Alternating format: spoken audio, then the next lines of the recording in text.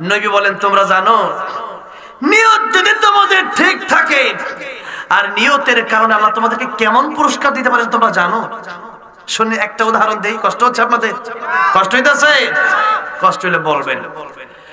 আল্লাহর নবী বলেন কাল কিয়ামতের কঠিন ময়দানে এমন ব্যক্তিকে আল্লাহ রাব্বুল আমিন জান্নাতে দিবেন। হাদিস শরীফ আসছে, মুসলিম শরীফের হাদিসে আসছে 100 লক্ষ করে তাওবা করছে তাকেও আল্লাহ জান্নাত দিয়েছে। জোরে কোন সুবহানাল্লাহ। এখানে এমন কোন লোকটা আছেন যে 100 খুন করছেন? হাত উঠান। 100 খুন করছেন একটা লোক হাত উঠান। 5 জন করছেন হাত উঠান। একজন করছেন এমন হাত উঠান। একজনও খুন করেন নাই। অথচ হাদিস শরীফে আসছে 100 লোক খুন করে গেছে কোথায়? জান্নাতে। তাওবা তাওবা। ভাইরা বাবাজিরা, আমি যে কথাটা বলছিলাম একটা উদাহরণ দিতে চাচ্ছিলাম হাদিসের মাধ্যমে। নবী বলেছেন কাল কিয়ামতের কঠিন ময়দানে আল্লাহ পাক কত ছোট আমল দিয়েও জান্নাত দিবেন একটু দেখেন।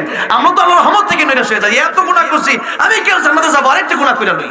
কিন্তু না, রহমত থেকে, আল্লাহর রহমত থেকে নৈরাশ হওয়া যাবে না।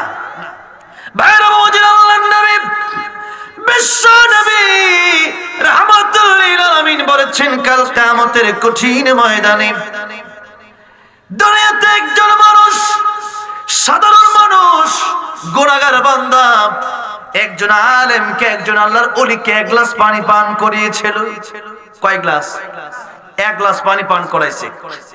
মরুভূমিতে ওই আল্লাহর ওলি পানির যন্ত্রণায় ছটফট করে, আর সেই লোকটার কাছেও 1 বোতল পানি আছে।